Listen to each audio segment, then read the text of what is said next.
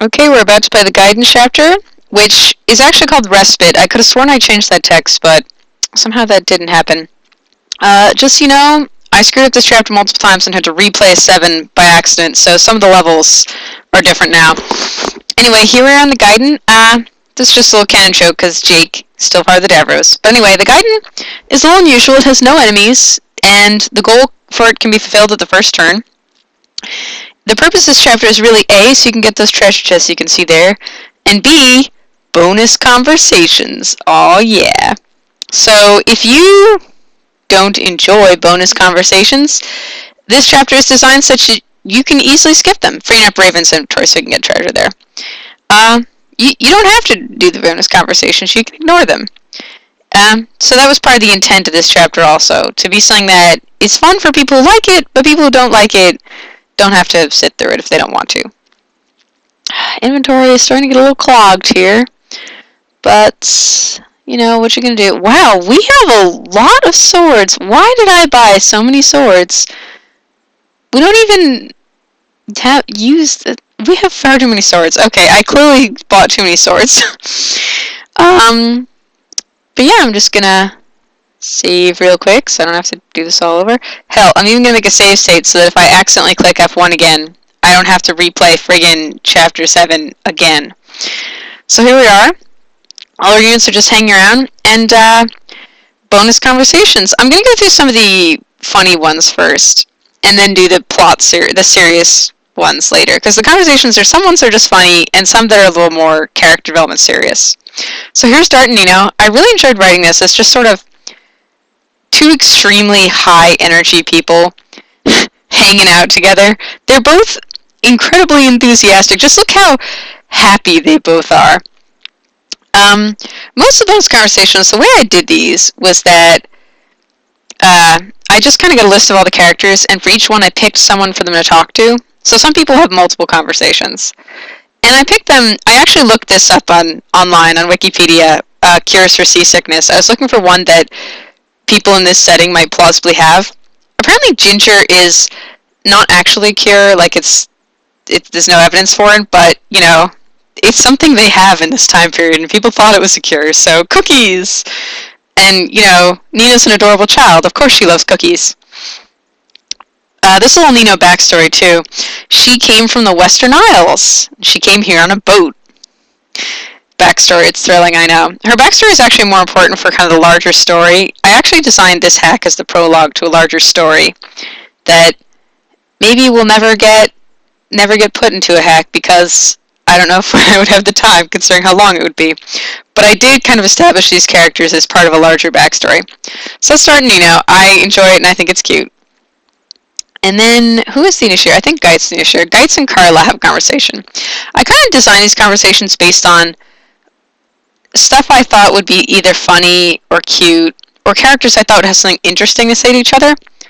I enjoyed this one a lot, too, as even though their personalities are so different, they're actually also kind of similar, and I feel this conversation brings out some of their character really well. Particularly Geit's. This kind of really sums him up well. What Carla means here is that he was all like, fighting that battle is silly. She's like, well, you were there too. She means to imply, it couldn't have been that silly, you were doing it, but Geit's misses that. He doesn't know why she said that. You know, thinking about it, Geit's is a little obsessed with Dart, isn't he? He just, even in this conversation with a perfect stranger, he just rambles on about Dart for the entire conversation. It's weird. And yes, I'm going to spend most of this video, which is probably going to get really long because of all the conversations, largely talking about, information about the characters, which you may or may not care about, and information about shipping, because, yes, that's what I do with my spare time, ship video game characters. Even in a video game I wrote myself. But anyway, I don't necessarily see Dart and Geit's as a pairing. I'm on the fence about it. I kind of see them as epic bros, but now that I look back at this, God, Geit's is obsessed with Dart. And I think that Geit's is not even aware of this. He does not even realize he's doing this. I think he's a dude who really he has no filter between his brain and his mouth, just whatever's in his mind just sort of rambles out. But at the end there, the two of them realize that they're actually similar. They worry about their friends, and they can't express themselves very well, evidently. So, how about that one's a little more serious. What's one of the ones silly ones? Priscilla actually has a conversation with Lowen, who appears as NPC in a few turns. Nino and Carla is pretty much the most silly and pointless, but Carla initiates. I should have made them two-way, but I forgot. So why don't we have her do her conversation with Louise? Which is also a little silly, but it's also... I thought that these two would have a really adorable conversation. They're both kind of very cute and sweet and, energetic in different ways, so I thought they'd be cute. You can't hear the music, which is sad, because I picked the music for each conversation, but this is the Queen Helene's cheerful theme, like the one where she hangs out with Zephyr. And this is also a little more Nino backstory. But, yeah, I think this kind of... Both of Louise's conversations showcase that she has kind of a very motherly aspect to her personality, which I think is interesting. This one also showcases that she's, like, probably the most feminine of the female characters in this hack. She's all into being pretty, I guess. She's very feminine. Which I think kind of works with her cute personality. I don't know if she puts it on or that's kind of just her, but it's kind of sweet here. But anyway, Nina's crying because she left home when she was very small, and she never really got to know her mother. She's a heartwarming orphan. That's who she is. Notice here that she doesn't think of Lynn as a mother figure at all. She's one of 3 characters currently in the party who has a massive crush on Lynn that Lynn is not aware of. The characters are supposed to be hugging here, but you can't really show Fire Emblem portraits hugging. It just doesn't really... They just kind of mash into each other like this instead. But yeah, I think their conversation is cute and showcases Louise's kind of gentle personality well. She also has a conversation with Lowen, so we'll get that later. Except for Carla and Nino, so I'll just... Yeah, let's do Carla and Nino's, and this will be the last of the silly ones. This one is just... I kind of got to the bottom of the list, and Carla was at the bottom. And I was like, who should Carla have a conversation with? She already had one with Geitz, but, I was picking one for each character as opposed to in pairs. So there's 12 conversations. And I thought, who would she talk to? And I thought, maybe Nino? That would be kind of funny. And the reason I like is that Nino is so talkative and Carla is so quiet. And this is the one instance we see of Carla being completely overwhelmed. Like, she's so confused. Normally, she just kind of rolls with her not saying thing, and people get confused by her. Here, it's the other way around. Nina's actually a lot more hyper in this conversation than she is in most of the hack. It's like, maybe it's the cookies, maybe she just got way too excited about going on a boat. But, yeah, she's very energetic. But this one has really no kind of value for character development or backstory or anything. I just wrote it to be silly and just basically crack. And poor Carla, she just doesn't know how to respond to this. She's having a problem here. Nino's all like, oh my gosh, castles? This is so great. And Carla's reduced to just spluttering single words. I live and pray. I also like about this conversation that Nino is completely unaware that anything is wrong here. This seems totally normal to her. She doesn't find anything strange about Carla's responses. She's just fascinating. And I like Carla at the end here. She just doesn't know what hit her. So that's a silly conversation. So I'm going to have Raven head toward the treasure now. And those are just for fun. Let's see, what turn is turn 2. But I also wrote some that are a little more... I mean, they're all silly, but some of them more serious, or at least more plot relevant. So let's do Eliwood and Freyna, because I really enjoyed writing these two. Eliwood, I see this person, he kind of basically also has no filter between his brain and his mouth, just whatever's going on in his head, he'll just say it. He's really blunt, and just doesn't necessarily think things through. So I feel like he actually has a high degree of empathy. He gets along with people easily, but he'll just say shit. Like, he doesn't necessarily think about what people are going to think when he says it first.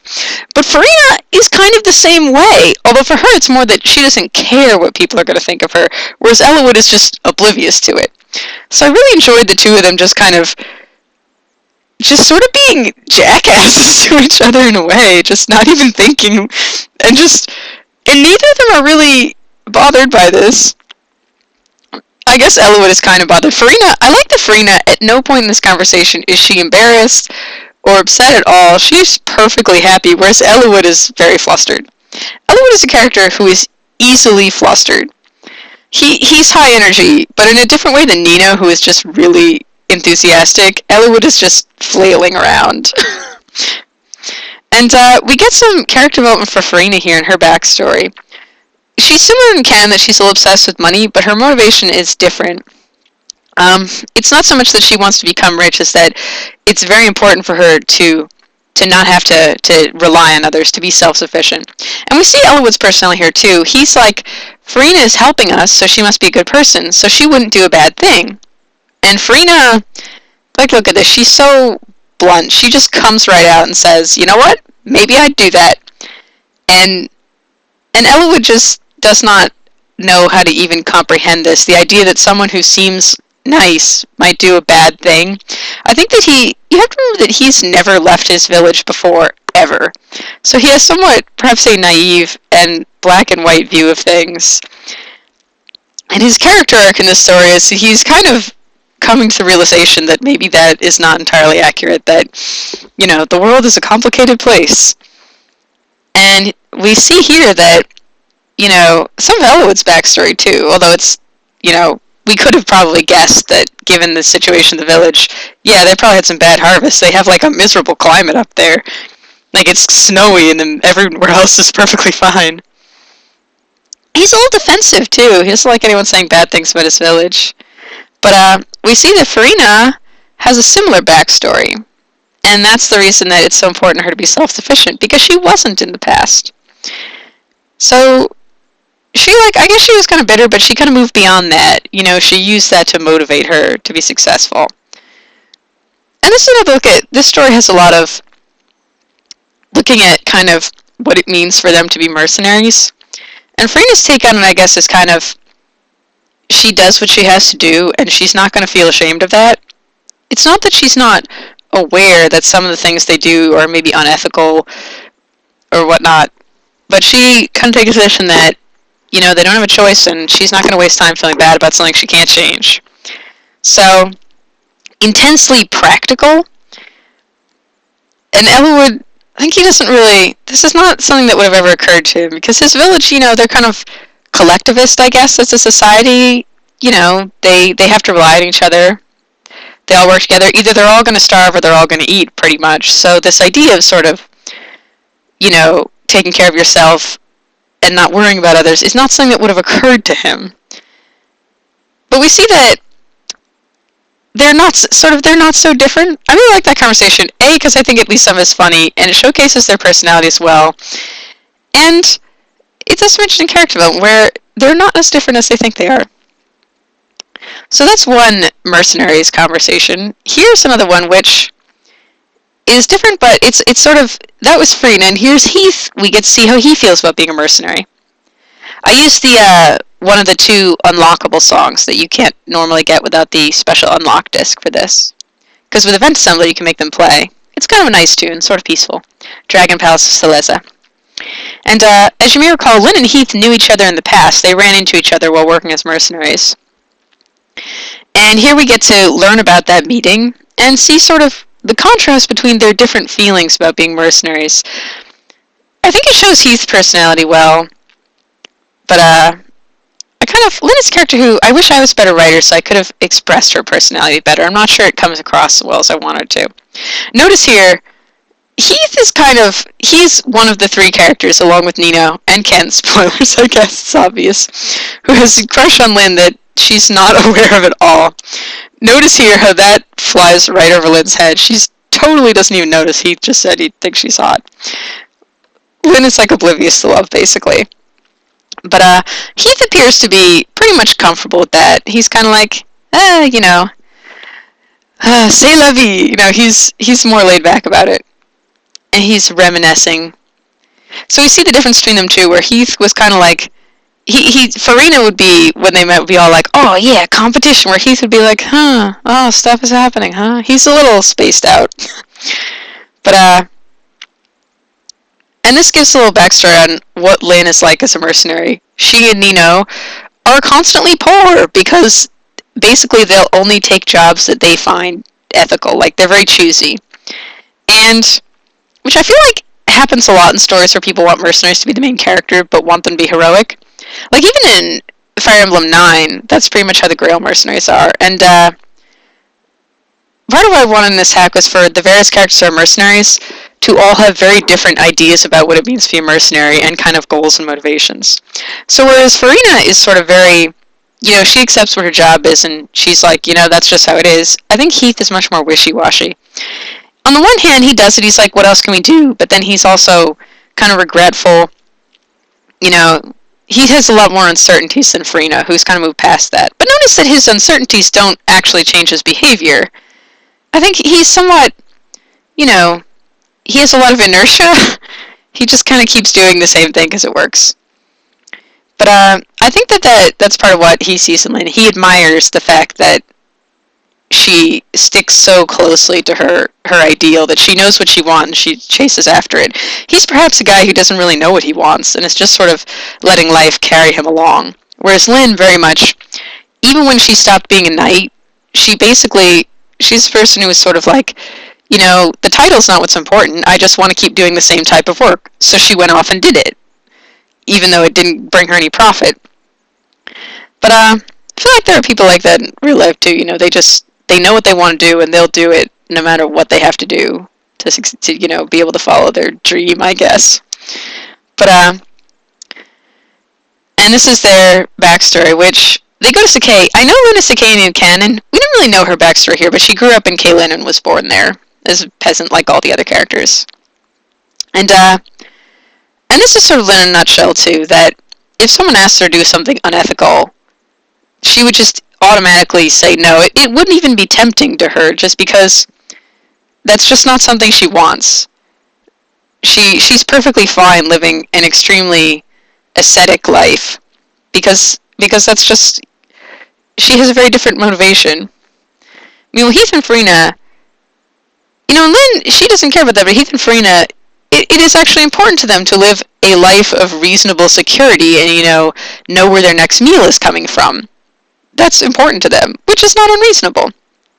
Notice how Lynn's strategy to get Heath and Furina to do what she wanted was to make them feel guilty. I think Heath is someone who can easily be made to feel guilty. I bet he talked Furina into leaving, not the other way around. Furina would not have felt guilty. Heath, dude who's easily made to feel guilty.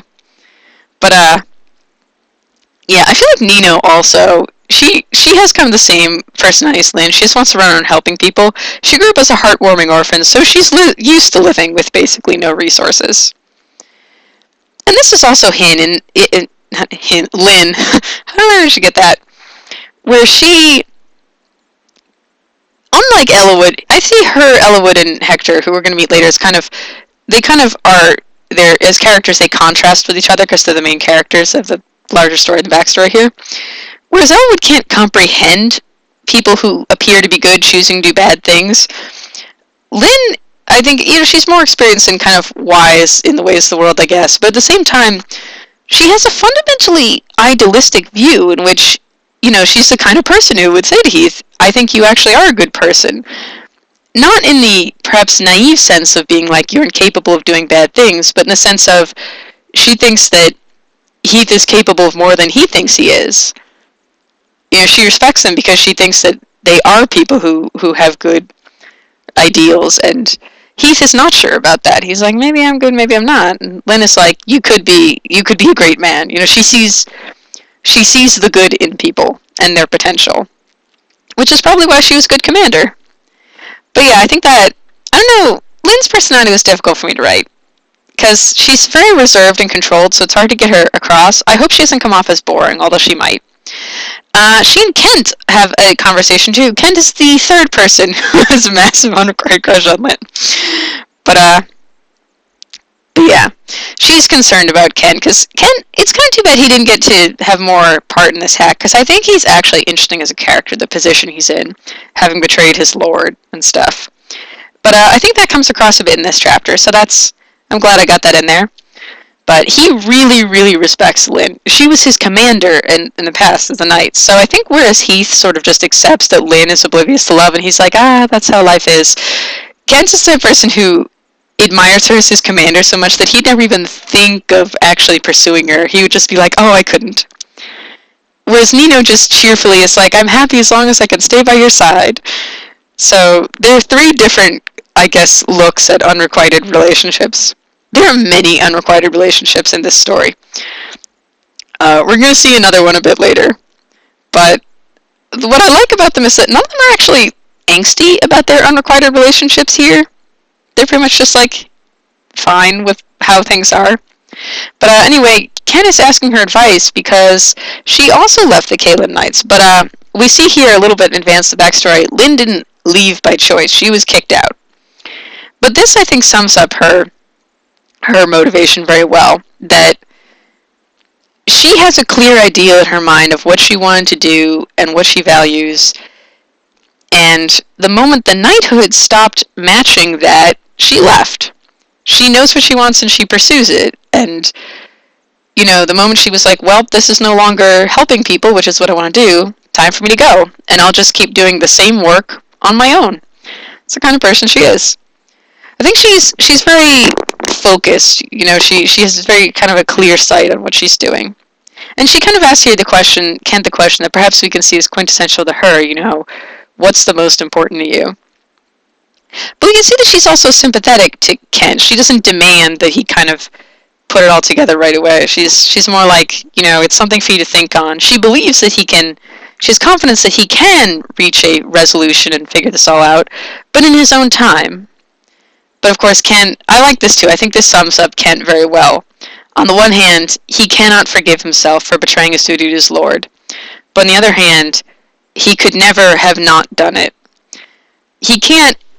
Whereas Lynn resolves that conflict basically by being like, you know, my duty to my lord, I'll serve them if I think they're a good lord, I won't if I don't.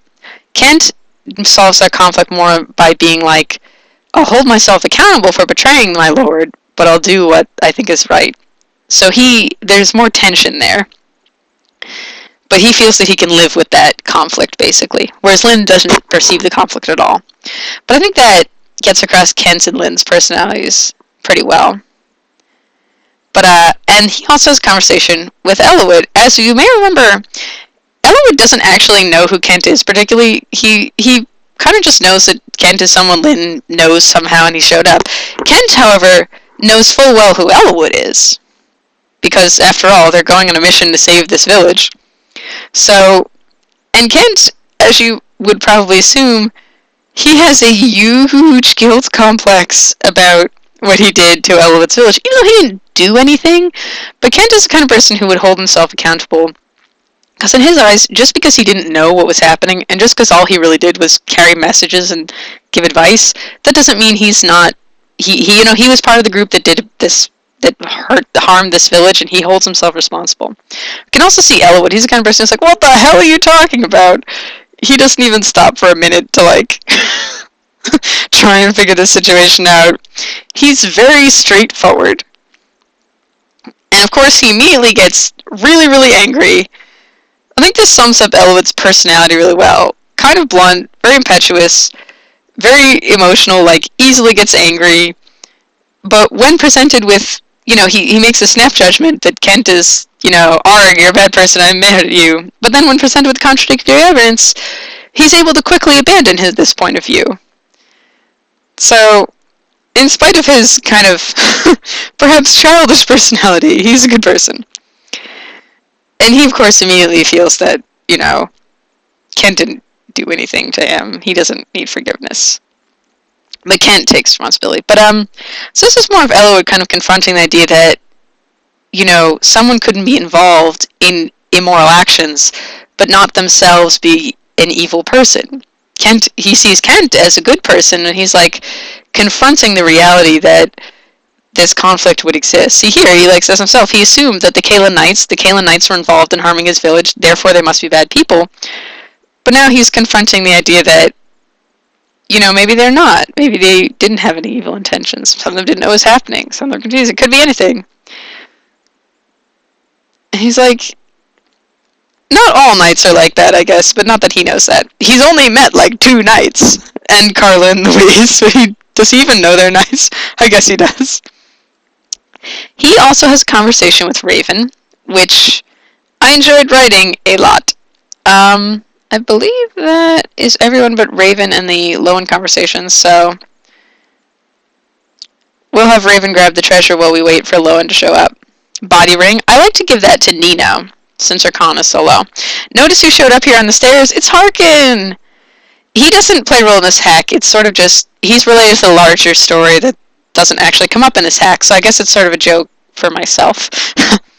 But I kind of wanted something funny, or just sort of something happen on turn 5, so it's like, hey, look, like, work is going on in the castle aside from us. So, Lowen is a knight of Foray, pretty much like in canon, except even more bonkers, because that's what I enjoy writing. And Louise is a senior knight, so, his commander. In this conversation, I find it funny and cute, and I think it expresses well why Louise is a good commander. For one thing, she's so sort of cheerful and laid back, but I think that the reason she can be like that is because she's such a good commander. She's competent and good at her job, so she's able to just kind of roll with it and not get too distressed over, things going wrong or things. She just adapts to changes and works with it well. She can be calm because she's so competent. And we see here that Lowen is completely bonkers and has an enormous self-esteem issue, but somehow it doesn't make him sad, it just makes him intense. So he just sort of is flailing around, freaking out. And Louise is so calm, she's just like, it's okay, calm down. You can also see that she's a good mentor to her subordinates. Also what makes her a good commander. She knows how to support Lowen, and help him with his problems. But we also see that she knows how to support him in that she gives him a task while they're going to be at the castle.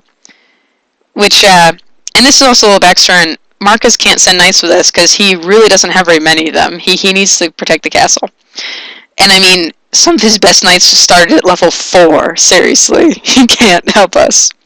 But she gives Lowen this special task, which Foray Castle doesn't get attacked or anything, and it wasn't that likely it would. But, she's trying to help support Lowen's development as a knight and, help him focus that energy in a positive direction so he can grow.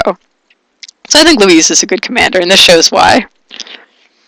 She just, she doesn't fret, she doesn't freak out over her subordinates' many oddities. She just enjoys it all and manages it. And yeah, he's just a level 1 cavalier. Just check it out, it's a Lowen. And Priscilla's conversation too. When I did Priscilla, I couldn't decide who to have her talk to. So I thought this could be kind of funny. This is another conversation where she appears much more insane here than she actually does in the rest of the hack, but it was just so much funnier this way. And I know this conversation is really silly, but I actually really enjoy it and find it very funny. I admit it. It's terrible, but I love it. I'm told this conversation also sounds kind of dirty because of the lances and the polishing, I guess, but I'm like, they're knights. They literally have lances. Like, they have that's a weapon type. I don't think it's that dirty. But, maybe I just don't get these jokes. But, yeah, he's just obsessed with numbers. He likes the number 12. It's his lucky number. But, so this part of the conversation, he's so frantic, seems very cute, it's like, Priscilla's happy that the knights are actually, nice people, they're not like arrogant like she thought they might be. She hasn't left the village before either, just like Ella would. So then so far the conversation seems just kind of cute, but then Priscilla wants to murder things, and she is not shy about letting people know. I like that she's so blasé about this, just so completely straightforward, and she's just totally willing to say this, and Lowen is so uncomfortable. So uncomfortable. Even though he's a knight and he actually fights people for a living, he's freaking out a little. And she at no point is aware that any of that was at all alarming. And Lowen is terrified. So I believe that's all the conversations except for the Raven ones. So we're just going to speed through this. What should I talk about here? I guess more about what I was saying before about Lynn, Eliwood, and Hector are kind of in a little triangle of relationships. So, like, Lynn is in the middle, where she kind of knows how the world works. I just want to check here quickly if I actually got all the conversations. You know, she's perhaps somewhat cynical, but at the same time, you know, she also has a lot of... She's idealistic, yet realistic. She's an interesting mixture, whereas Eliwood, very, very idealistic. Fundamentally is pretty much just, you know, very upbeat and idealistic. And then Hector is on the extreme end, completely cynical.